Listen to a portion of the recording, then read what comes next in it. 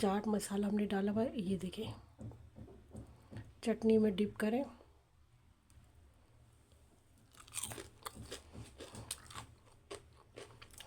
तो आपने आवाज़ सुनी क्रिस्पी किसने बने हैं ये पकोड़े। तो आप माने या ना माने, ये रमज़ान स्पेशल की बहुत ही ज़बरदस्त रेसिपी जो यकीनन आपका दिल ज़रूर जीत लेगी।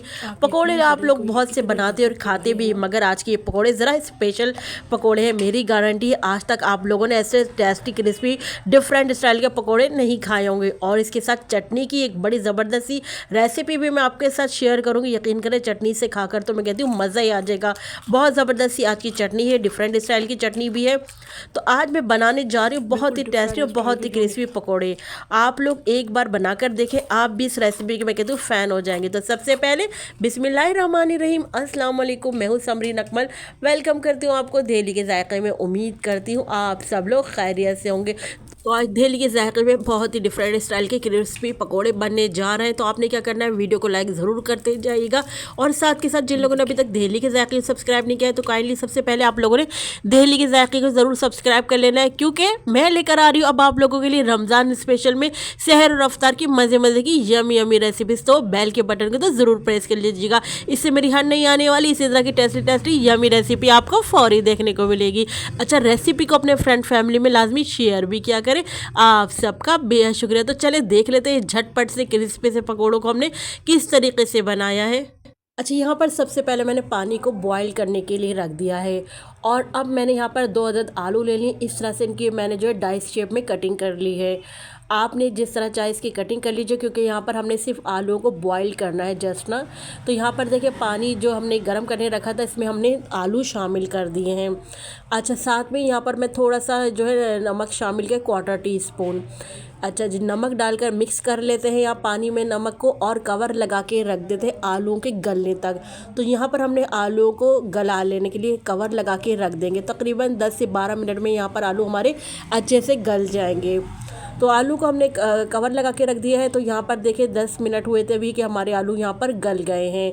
चेक कर लेते हैं, मैं आपको चेक करके भी बताती हूँ। देखिए यहाँ पर आलू आराम से हमारे गल गए हैं। मैं नाइफ़ डालूँगी तो नाइफ़ बिल्कुल ईजीली यहाँ पर आराम से अंदर चली जाएगी, ये देखें।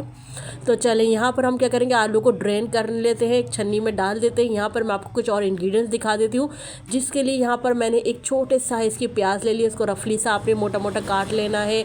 यहाँ पर मैंने पालक के चंद पत्ते लिए हैं, उनको इस तरह से काट लिया है। और यहाँ पर मैंने हरी प्याज का जो है हरा पार्ट ले लिया है। अच्छा जी, ये 3 सब्ज़ी हमने ले ली हैं यहाँ पर। इसके अलावा आप चाहे तो हरी प्याज का आप वाइट पार्ट भी ले सकते हैं प्याज के तो यहाँ पर मैंने चले सब्ज़ियाँ जो अपने बॉल में डाल दी है। साथ में यहाँ पर 1/4 टीस्पून मैंने लहसुन अदरक का पेस्ट ऐड कर दिया है। एक छोटे साइज़ की हरी मिर्च को काट कर शामिल कर दिया है। 1/2 टीस्पून मैंने यहाँ पर नमक ऐड कर दिया है। नमक और मिर्च आप अपने टेस्ट के अकॉर्डिंग शामिल कर लीजिएगा। यहाँ पर मैंने 1/4 टीस्पून लाल पिसी मिर्च शामिल करी है। 1 टीस्पून भरकर मैंने सफ़ेद ज़ीरा शामिल किया है। 1 टीस्पून मैंने लाल कुटी हुई मिर्चें शामिल करी हैं। साथ में ही मैं यहाँ पर शामिल कर दूँगी, यहाँ पर मैं साबुत धनिया जो है दरदरा से कुटा हुआ शामिल किया 1/2 टीस्पून। एक मैंने इस तरह से दरदरा कूट के शामिल किया और एक इस तरह से शामिल किया है। ये भी मैंने 1/2 टीस्पून शामिल किया कि एक में से बस ये 2 हुए हुए हैं, ठीक है, एक में से 2 हुए हुए। और इससे पहले जो शामिल किया वो दरदरा सा पिसा हुआ शामिल किया है। इसके बाद जो हमने आलू बॉयल किए थे ना, जिनको हमने छन्नी में डाल के रख दिया था, इनका एक्सेस पानी निकल गया। तो फिर अब हमने ये आलू यहाँ पर शामिल कर दिए हैं। तो बस देखिए आलू इतने ठंडे होने चाहिए कि जब हम इनको तोड़ें तो आराम से टूट जाएँ। ये देखिए इस तरह से एक में से बस हमने इस तरह तोड़ के 2 कर लेना आलूओं को, इस तरह से देखिए। बस ज़्यादा मैशी नहीं करने, हमने आलू के चंक्स रखने हैं, जब भी आपके पकौड़े खाने में मज़ा आएगा। तो है ना डिफरेंट स्टाइल की रेसिपी, आप लोगों ने कभी इस तरीके से नहीं बनाए होंगे। चले जी, आलूओं को हमने यहाँ पर तोड़ लिया है। अब यहाँ पर हम और मज़ीद इंग्रेडिएंट्स ऐड करेंगे। तो बारी आ जाती है जो इसका मेन इंग्रेडिएंट्स होता है पकौड़ों का, जी हाँ, वो है बेसन। तो यहाँ पर हमने बेसन ले लिया है।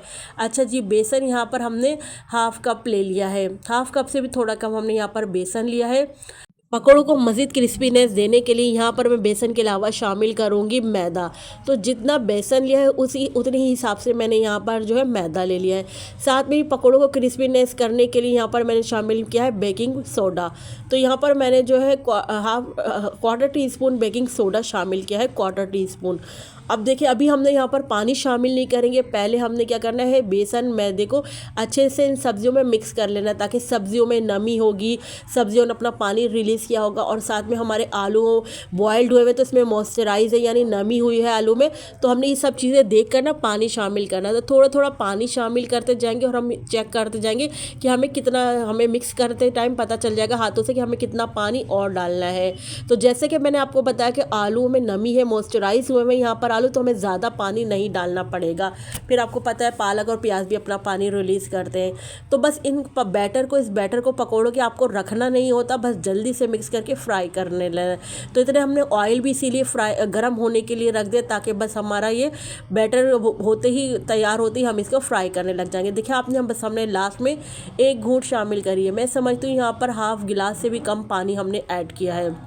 अच्छी तरीके से मिक्स कर लिया। यहाँ पर हमारा ऑयल गर्म हो गया, गर्म ऑयल में आपने शामिल करना है। जब आप देखिए आपका ऑयल गर्म हो गया, तो आपने अब क्या करना है, आपने उसको आपने मीडियम टू लो फ्लेम पर कर देना है फ्लेम को। अच्छा जी, देखिए हम डालते जाएंगे तमाम आलू, जितनी आपकी कढ़ाई में स्पेस हो उतने आप अपने हिसाब से शामिल करते जाइएगा। ये देखिए हमारे जो है, हमने यहाँ पर पकौड़े यहाँ पर शामिल करते जा रहे हैं। अच्छा, यहाँ पर मैंने जो है तमाम जितना बैटर घोला था, जितने पकोड़े बनाने थे, मैंने ये सब शामिल कर दिए यहाँ पर। अच्छा, शुरू में स्टार्ट में जैसे बताती हूँ मैं आपको हर बार कि जब भी आप कोई चीज़ फ्राई करें तो फ़ौरन से आप स्पून नहीं चलाएं, पहले एक साइड को, नीचे का जो साइड है इसको यहाँ पर फ्राई होने दें, यानी उसका कच्चापन दूर होने दें। क्योंकि अगर आपने चमचे से ही इसको हिलाए जुलाएंगे तो क्या होगा, कच्चा बैटर कच्चा वो आपके स्पून पर लग जाएगा। तो आप देख लो, जैसे ही मुझे नज़र आया कि नीचे से सुनहरा अच्छा खूबसूरत सा गोल्डन कलर आने लग गया है, तो मैंने इसको टर्न कर दिया है। वन बाय वन करके हम सभी को यहाँ पर टर्न कर लेंगे, क्योंकि एक साइड हमारी यहाँ पर ब्राउन हो गई। तो 2 से 3 मिनट तक आप क्या है कि बिल्कुल भी टच ना किया करें स्पून से। अब देखिए यहाँ पर मुझे तकरीबन दोनों साइड फ्राई करने में तकरीबन 6 से 8 मिनट लगे थे, और ये हमारे बहुत अच्छे से क्रिस्पी से फ्राई हो गए हैं। आप लोग इस रमज़ान में इस रेसिपी को ज़रूर बनाना, क्योंकि ये बहुत मज़े के डिफरेंट स्टाइल के हमारे पकोड़े बने थे। आप यकीन करें, टेस्ट में भी बहुत डिफरेंट स्टाइल के थे।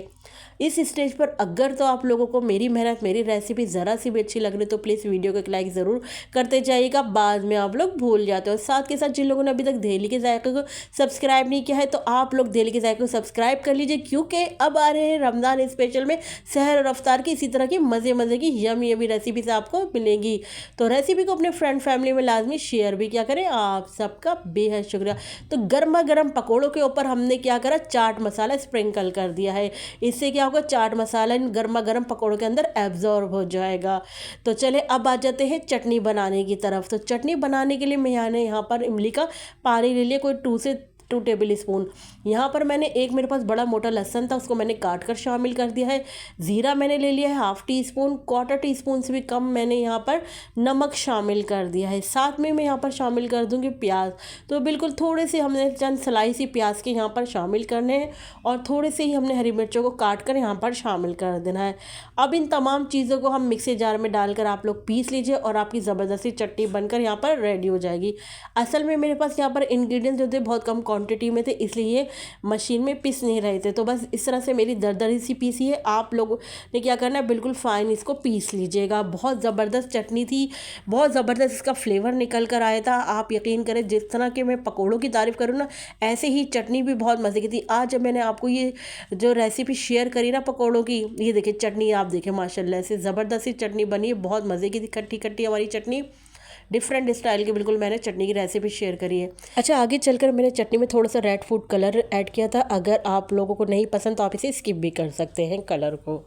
इससे पहले मैंने आपको पकौड़ों की रेसिपी दी थी, जो या जब बारिश के दिन होते तो मैंने तालीमी बाग के पकौड़ों की रेसिपी आपसे शेयर करी थी। किसी ना किसी की होते ना इस तरह से मशहूर पकौड़े। और आज की जो मैंने आपको पकौड़ों की रेसिपी शेयर करी, ये अगर जिन किसी ने स्टेशन पर जो मिलते हैं ना ये पकौड़े, जिन किसी ने भी स्टेशन पर ये पकौड़े खाए होंगे उनको पता चल गया होगा कि कैसे ये बनाए जाते हैं। टेस्ट वाइज तो सबको पता होगा, जिन्होंने खाए होंगे स्टेशन के पकौड़े के कैसे होते हैं, और आज उन्होंने रेसिपी भी जान ली होगी। तो आई होप मेरी आज की रेसिपी आप लोगों को पसंद आई होगी। अच्छा, रेसिपी अच्छी लगे तो प्लीज़ अपना जो है मुझे प्यारा सा कमेंट लाजमी दीजिएगा। और जब आप लोग ये पकोड़े बनाएं, बेहतरीन किस्म के क्रिस्पी पकोड़े बनाएं, तो मुझे ज़रूर फीडबैक दीजिएगा कि आप लोगों को मेरी ये रेसिपी कैसी लगी। जब आप लोगों ने बनाई तो आपको और आपके घर वालों कैसी लगी। मैं कहती हूँ इफ्तार पार्टी में मेहमानों के आगे भी रखेंगे तो मेहमान भी आपसे इसकी रेसिपी पूछे बगैर नहीं जाएगी। इतने क्रिस्पी, इतने मज़े के हमारे आज के पकोड़े बने थे।